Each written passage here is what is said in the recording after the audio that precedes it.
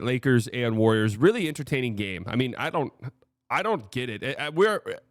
Either this is what it's going to be like moving forward in the NBA, but really all sports, where the Peepaws and Paps are playing into their late 30s, and it's just high-level basketball from them forever. And if that's going to be the case, we absolutely need expansion teams. Because if guys are just going to play until they're 37, 38 at a high level, we need expansion teams immediately. Or if this is just kind of this rare breed of NBA players, this rare crop of old guys, where LeBron's still doing it, Steph's still doing it, KD obviously still playing at a high level. I mean, how old is Draymond at this point? 35?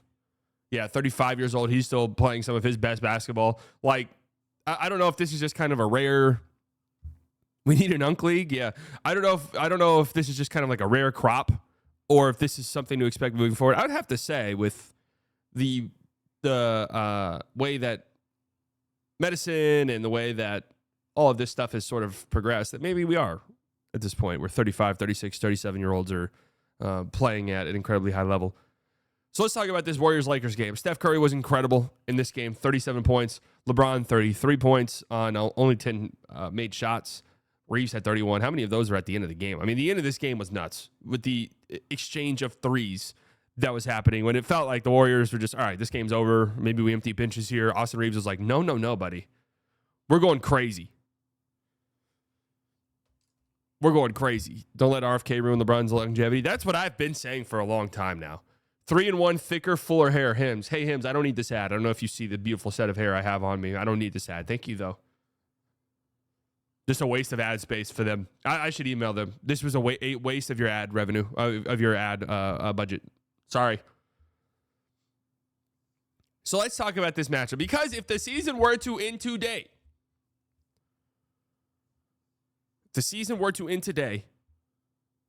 the Warriors and the Lakers would be playing in a round one series. And yeah, I think that came on your ad algorithm because of your age.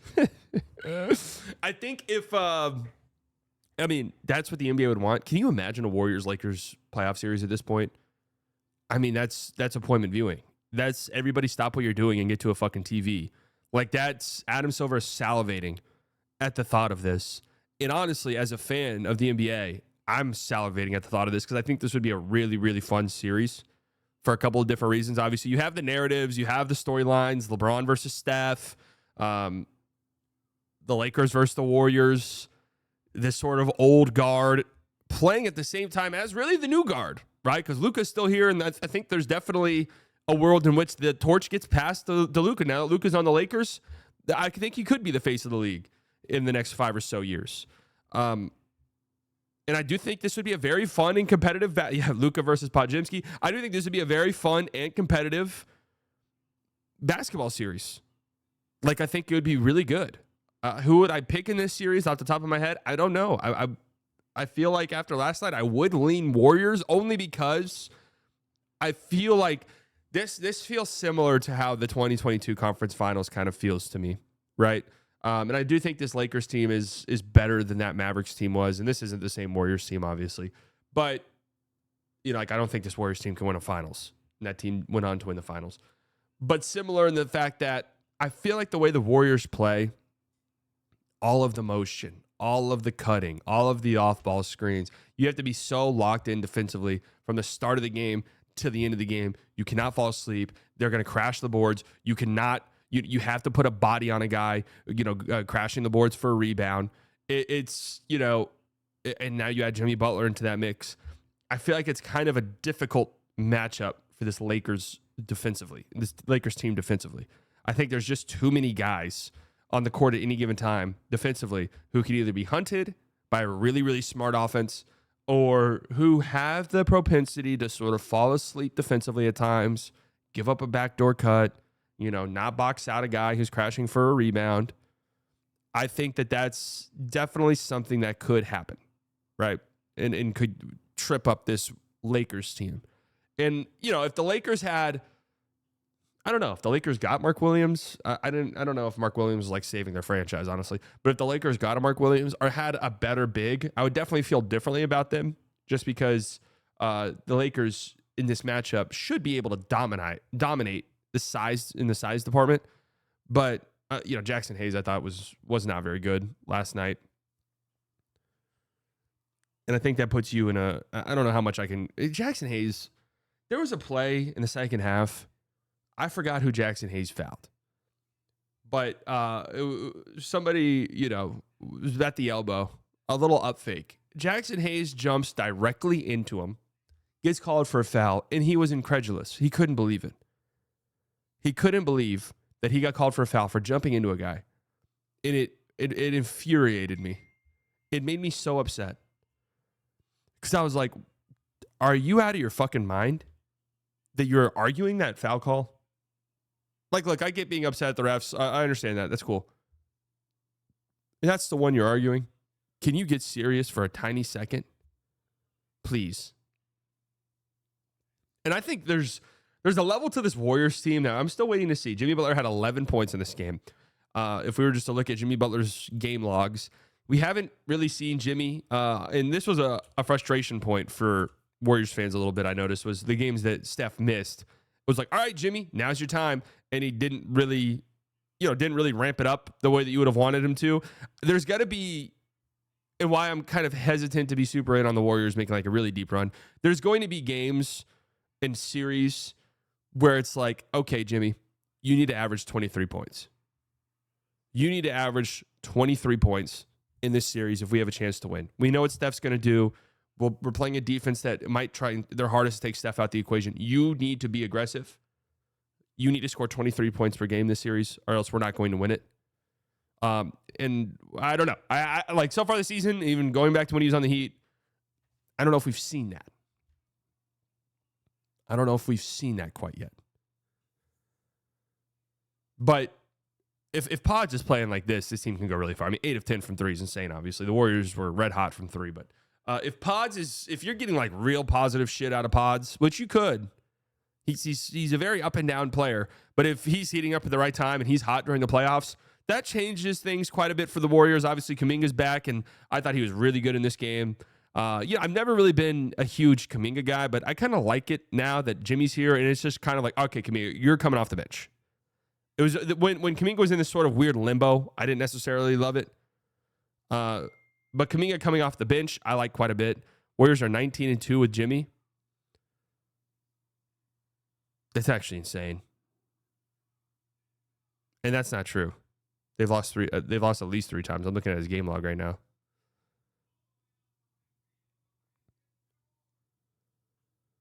Is there a chance we saw the prime of Luka in Dallas? He just isn't the same. He's never efficient or has a good performance against a good defense with the Lakers. Okay, so let's get to the Lakers side of this game. And yes, the Luka side, which this was a bad Luka game. This was a frustrating Luka game for me. This is one of those games where if this happened on the Mavericks, I'd probably get in trouble for stuff I said afterwards. Defensively, look, for me personally, I don't care. Luka, there was a clip going around, kind of went viral. Luka got cooked by Steph Curry. A really disgusting move by Steph. I don't give a fuck about that stuff. Like, obviously, yeah, it sucks, but that's going to happen. Like, that doesn't matter at all to me. An all-time great offensive player, Steph Curry, cooked, Luka Doncic. So what? That doesn't matter to me. That's not the stuff I care about. And honestly, I didn't even really think Luka was that bad defensively last night, although he did have a few lapses, as I mentioned earlier, a few lapses where a guy beat him on a backdoor cut, or he didn't rotate where he was supposed to, or he didn't put a body on a guy crashing the glass. I mean, you gave up 14 offensive rebounds in this game as a team. That's not good enough with your size advantage that the Warriors have, or the Lakers have. I do think that defensively, this is a matchup that would not be great for him, honestly. But offensively, giving up 2 points doesn't matter to you. I mean, it does. Don't get me wrong, but like, that's going to happen, man. The Warriors score 120. Teams score 120 points a game. Like, you're going to give up 2 points over the course of a game. Luka getting cooked one-on-one, in the grand scheme of things, yeah, you can look at this matchup and be like, man, they're going to hunt Luka, and Luka just can't guard Steph. It's like not something he's going to do, right? Like that just kind of goes with the package. It's the falling asleep defensively, maybe a little slow to get back, although I thought it wasn't that bad in last night's game, to be fair. It's all of that stuff that is inexcusable and has to be cut out, especially when you're going up against a Warriors team that's constant. And two, I don't think this Lakers team is on par with the Thunder. I don't think this Lakers team's on par with like the Cavs or the Celtics if they were to go that far. So if you want to beat those teams, you pretty much have to play perfect. Like, you pretty much have to play a perfect brand of basketball as a team, and those possessions could hurt you really badly. Really, really badly. And look, I don't want to just put Luka like by himself here. Like, LeBron has those moments defensively as well. Austin Reeves is not a good defender, although I wouldn't say he's like a horrific defender. He's not a good defender. All of those guys are guilty of those things. Do you think Luka looks healthy? No, Luka's not going to be healthy all season. Luka's not going to be 100% Luka. And he struggled shooting, and he's now having this sort of, his three-point shot looked like it was, he had a stretch where his three-point shot couldn't miss. And over the last 4 or 5 games, it's sort of abandoned him again. Last 4 games, 20% from 3 on 8.5 attempts a game. He's 38% from the field over here. It's these prolonged stretches this year more than any other year in Luka's career, probably outside of his rookie year. If I had to guess, it feels like we've had these stretches of just really like longer stretches of inefficient play. Like, you're gonna have games where you don't hit shots. That's whatever, right? That's cool. That happens. But it feels like this year we've had these 3, 4, 5 game stretches of really inefficient shooting that I feel like you just haven't really seen. And what it is, and you could go back. I did a whole thing earlier in the season when he was still on the Mavs. What it is he settling? I don't know what it is. I don't know if it's just, hey, I came into the season with a calf injury. I wasn't ready to go. Then I got another calf injury. It's just been a weird season for me. I'm not where I want to be physically, which it would be understandable. I'm not where I want to be physically. I can't get to the spots I really want to get to. Because we know Luka at his best. Relentless getting to the rim. You can't stop him, right? Plays at his own pace. He'll slow step you to death. He'll just big body you. He'll back you down in the post, whatever the case may be. When Luka wants to get to a spot, he'll get to a spot. That really hasn't been the case this year, right? When he gets to a spot still around the rim, he still finishes, around the rim at an incredibly high rate. When he gets to a spot on the block, it feels like he's still finishing those little hook shots, the little jump hooks, the fadeaways right around the rim, right around the block, 6, 7, 8 feet away from the basket. Feels like he's still hitting those at an incredibly high clip. But the little elbow game, the stuff a couple years ago that we saw him develop, where it was like, holy shit. Like when Luka, that 2021 season, when Luka just started busting out that mid-range game, and it was around the elbow. He started to hit those little, step back elbow jumpers, the little fadeaways around the elbow, the little pull-up jumpers coming off of a screen around the elbow. When he started getting into that, it was like, oh, shit. Like, what's about to happen here? And I don't think it was a secret that after that got here,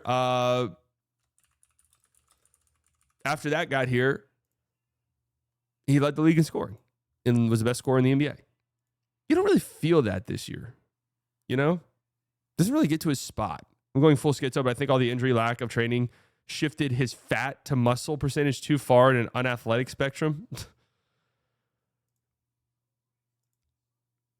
I mean, if I were just to look at Luka's shot diet, what would it tell me?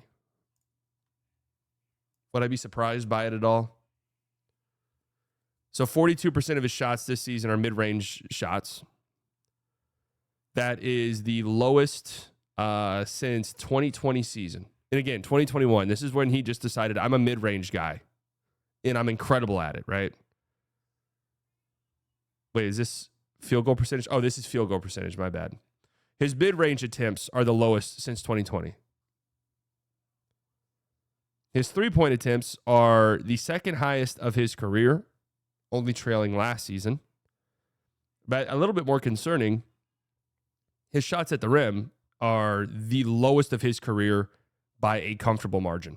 And maybe what is a bit of an alarming trend, if you wanted to call it that, is the 2 lowest seasons of his career with attempts at the rim are these last 2 years.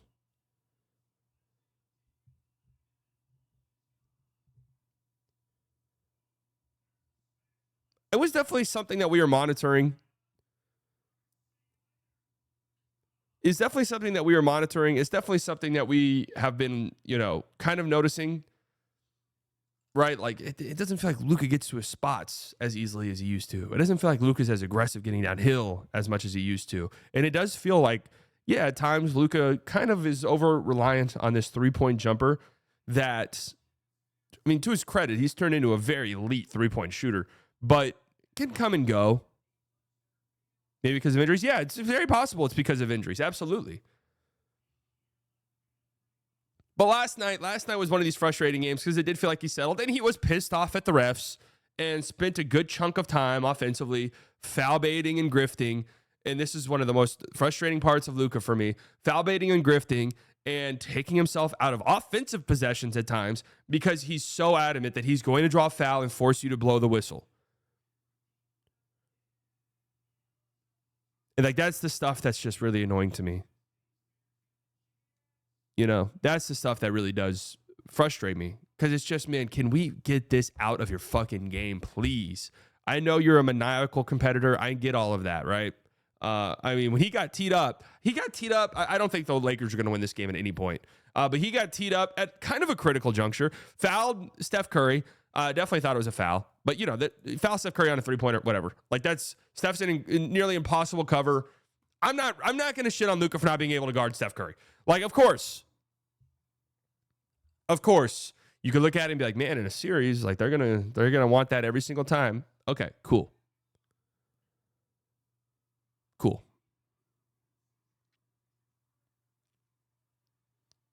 But definitely fouled him on that 3-point attempt by Steph. And then, like, you could just see in his eyes how pissed off he was. Got teed up. Like, he was livid. He was seeing red. He might have blacked out. He was so mad at the refs. But then the next time down the floor, what did you think Luka was going to do? What did you think he was going to do next time down the floor? Goes to a step back three. Griffs does get foul. Horrible foul by, who was it? Who fouled him? Guy Santos. Horrible foul. Goes to a step back three. He does get the foul call, though. But he went, like, you could just tell. He went into that possession saying, I'm going to get fouled on a 3-point jumper here because I'm fucking pissed.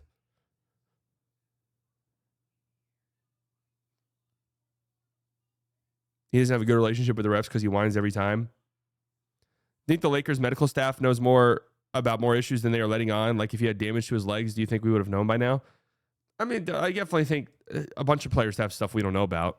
But, yeah, I mean, he probably does have lower body stuff.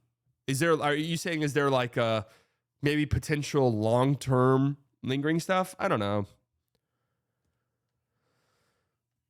Am I the only one who thinks the Lakers should try to avoid the Warriors in the first round? Warriors getting hot at the right time may seem scary. It's kind of this interesting thing in the West with how close the standings are that, you know,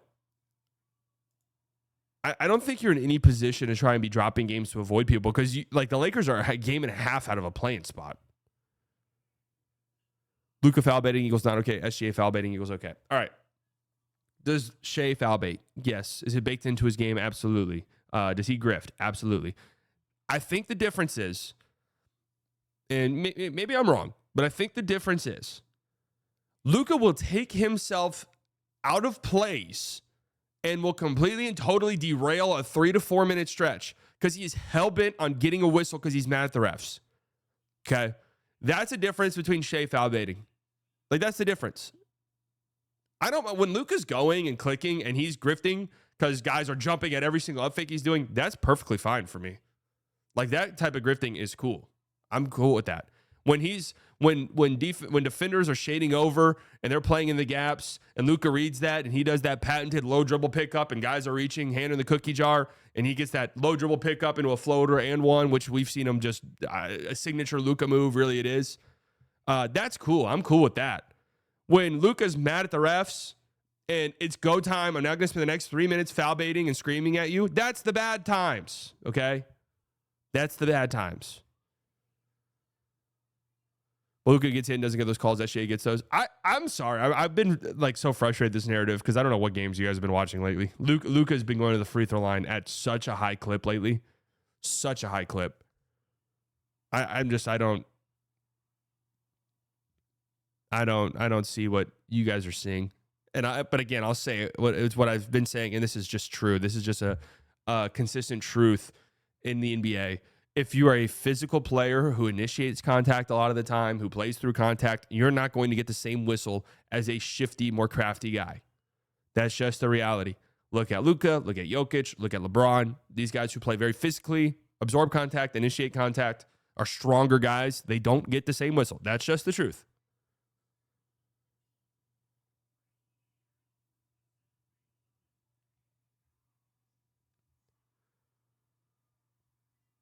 But anyways, I think Cavs beat Celtics. I think it's possible, but I wouldn't pick them. Anyways, this was a really interesting game.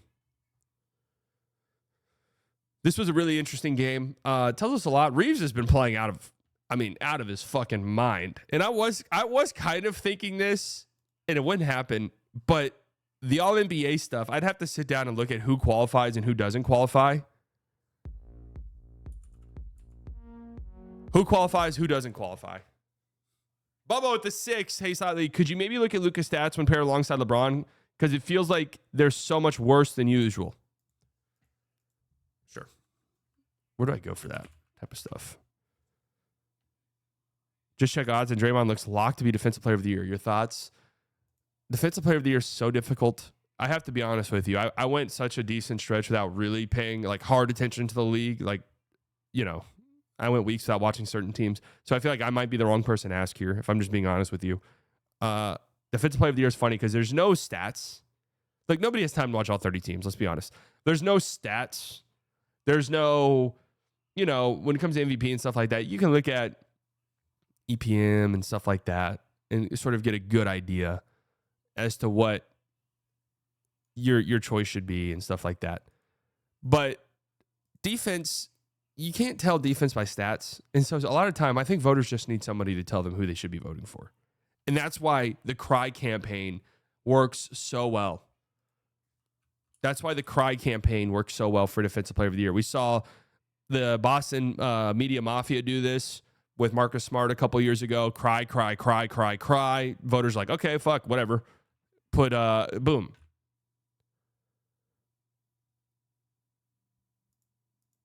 Marcus Smart gets Defensive Player of the Year. Jaren Jackson Jr. Hey, I think I should be Defensive Player of the Year. Everyone, okay, fine, sure. Draymond, you know, Wemby was cruising to winning Defensive Player of the Year, obviously. Misses the rest of the season, not qualified. Okay, who's it going to be? Who's it going to be? Draymond. I think it should be me. Cry, cry, cry, cry, cry. Everybody, okay, cool. Sure, yeah, Draymond. Draymond has been really good defensively, though. Absolutely. But here's what I'm saying, though. Like, you got to cry. If you want to win Defensive Player of the Year, you have to cry.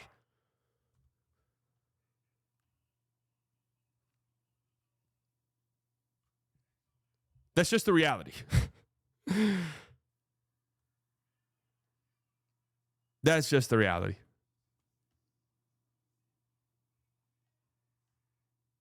Dort, so it's interesting because I've heard it. You had Bill Simmons say that he would vote Dort. You had Wendy, I think, also said that he would vote Dort. Don't sleep on that. What's Dort's odds? Because those are two like fairly influential media people. I feel like if Zach Lowe came out tomorrow and did his awards and had Dort winning Defensive Player of the Year, I think that would be a pretty solid shift.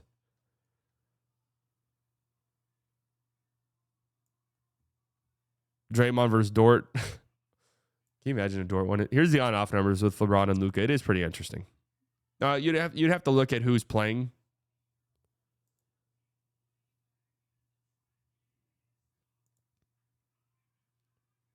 You'd have to look at who's playing, but and just in game, who the team's playing. How do I get this shit off the screen? Okay, in games that they're playing, they're negative when they're both on the floor together. They're negative when it's just LeBron. They are an overwhelming positive when it's just Luka, and they are negative when both of them are off the court. Which I mean, isn't really a surprise, I guess.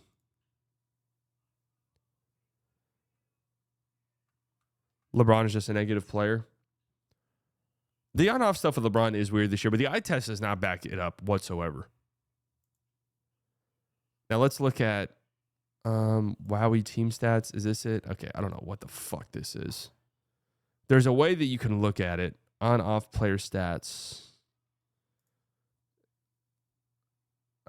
whenever I was really locked in, I used to be able to just turn this out super quickly.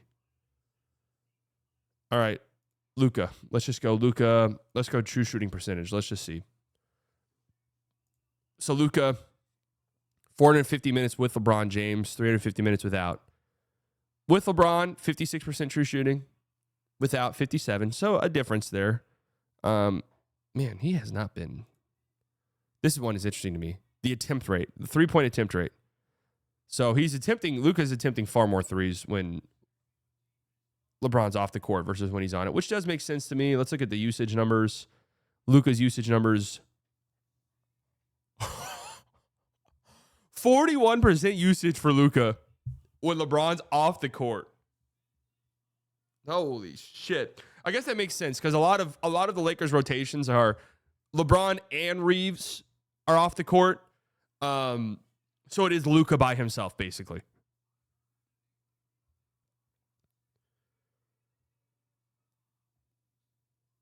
So that does make some sense to me. Wow, look at this, guys. We've cracked the case. Bronny James, usage with LeBron, 27 without 21. I see what's going on here. I see what's going on. Hey, just being a good dad. That's all.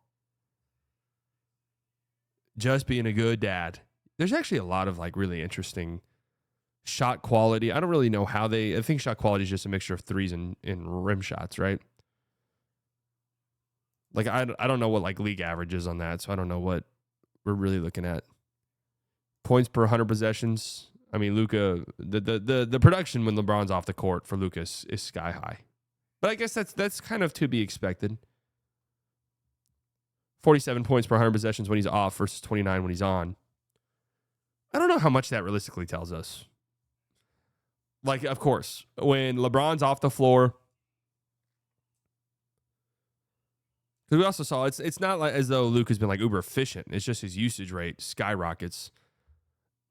I don't know how much of that. I really don't know how much of that matters, if I'm being honest with you. Like, of course, when LeBron's on the court, you're going to put the ball in LeBron's hands. Like, I see too much was just like, just let Luka run the show. It's like, that's not how it fucking works, man. Okay? That's not how it works. And we know that. We've done this. We've done this. I just want to see shot attempts. Is this not an option? I just want to see shot attempts. Am I missing it? I know usage ties into that, but I feel like that's one that they're really missing out. Really missing out on. All right. Well, interesting numbers. I mean, again, it's that stuff is sort of misleading, I would say, because again, Luka's out there without LeBron and Reeves. So of course, naturally, he's going to his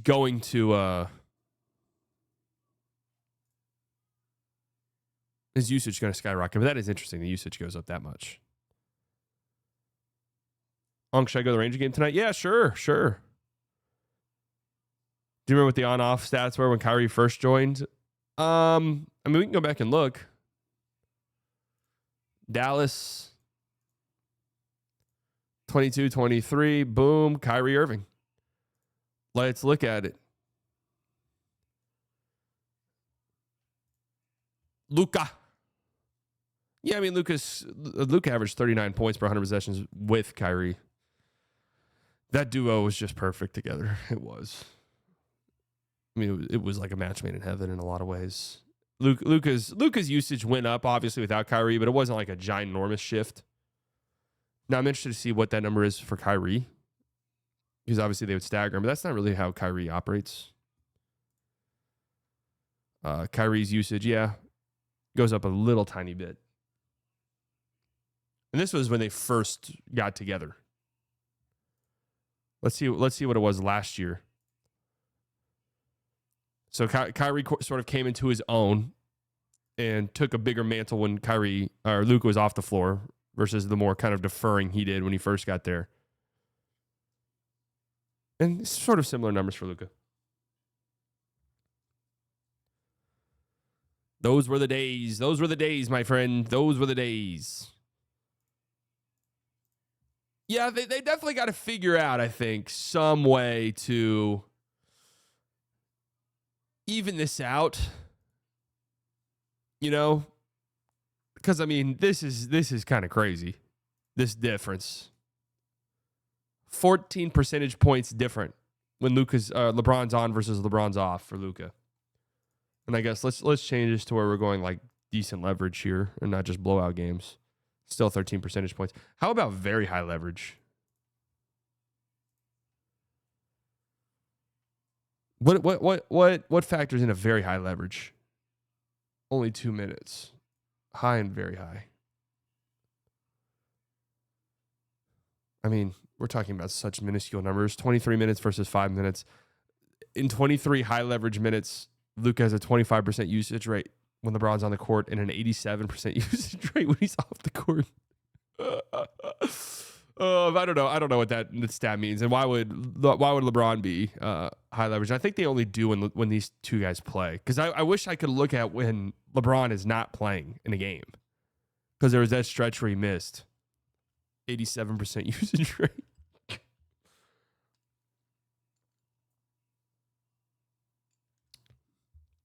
Jesus. Why is the smoking Cuban always negative? Because negativity sells. Because negativity sells. And look, here's the thing. Like, people don't really care for, like, hey, guys, here's how Klay Thompson coming off dribble handoffs is going to work with AD now. Like, nobody gives a fuck about that. Real Prairie, 2 months of the site, Illusional Club. Dallas built everything around Luka. LA Lakers not the same. Yeah, that's true. And also, I want to point out something about this game before we move on, because we spent a lot of time on it, but it's important. Dodo05. This is something I've sort of been mentioning. And I said this at the top. Something similar. When you're playing against teams that are better than you, the Thunder are much better than this Lakers team. You make it to the finals, you're playing the Celtics, much better than this Lakers team. Or even if you're matching up against a team that maybe is a matchup problem for you, like this Warriors team could be a matchup problem for the Lakers, right? You're going up against a team like that, or maybe you're going up against the Nuggets, and hey, you beat the Nuggets, but you know what? Jokic is playing out of his fucking mind. Jokic this series is averaging 38, 18, and 14, something we've never seen before. We got to really lock in. You know, Dodo is an 0-5 Dodo game is the difference between maybe going up 2-1 in a series and falling down 2-1 in a series. A Gabe Vincent 105 3-point shooting game is the difference between winning game 5 on the road and going back home down 3-1. These are things that matter. And that's just also why they have guys that I don't think are very trustworthy yet. You know? And it's just the truth. I don't know why people really think the Lakers would beat this Thunder team. OKC defense will be too much, because people want the Thunder to lose. Because it's not very fun to look at the Thunder and be like, this team's not losing in the Western Conference. Like, they're making the finals. People don't want to think that. People want there to be fun, and people want there to be intrigue entering the postseason. And, oh, how can my team make it? How can my team make it? How can this team make it? You know, that's it. Respectfully, why is Dalton Knecht not getting minutes? His 3-point shot making can really flip a game for the Lakers in dire times, because the Lakers are in an interesting predicament where, look, I don't give a fuck what anybody wants to say. Here's the harsh truth, right? Luka, Reeves, and LeBron, those three together, not great defensively. That's just the truth, okay? Now, sure, individually, when they lock in, they can be fine. But the reality is, over the course of 48 minutes, those are three guys you're probably looking at as either neutral to probably below average to bad defenders. That's just the truth, okay? So you have to supplement that with defenders. And Dalton Knecht is not that. And I think they've sort of realized there's no way we're counting on Dalton Knecht in a playoff game. Foul baiters always pooped themselves in the playoffs. Shai Gilgeous-Alexander was unbelievably good in the playoffs last year. Just a reminder. Was unbelievably good. Is there something Luka could do realistically that would make him an above-average defender in the next 2 years? I think Luka's probably an average or so defender now. Above average. Luka's biggest thing defensively is just locking in permanently. permanently lock in. SGA didn't. SGA had an incredible playoff series last year.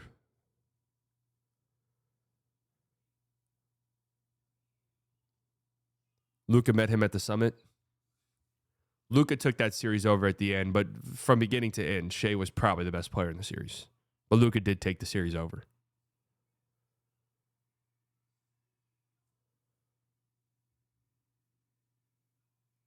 So anyways, it's interesting. The Lakers play like this, they'll lose in the playoffs. Warriors are dangerous. I still think the Lakers are dangerous. And here's also the thing. It's March, or it's April 4th. You know, I think all these teams want to win because they want to solidify. You don't want to be in the play-in tournament. You want to solidify yourself. You would love to get home court. I mean, the 2 seed's still on the table. Not really for the Lakers anymore. They're 4.5 back, or 3.5 back, I guess. All of these different things are on the table. You want to win. But also at the same time, there's a very good chance you play this Warriors team. Very good chance you play this Warriors team in a playoff series. Very good chance it's round 1. How much do you realistically want to show? You know, it's one of those things where, hey, if we lose this game, so what? We don't want to show them, you know, what our defensive coverages are really going to look like. We don't want to show them some of the counters we have to their defensive schemes. Like, we don't want to show that just yet. That's also something to keep in mind and consider.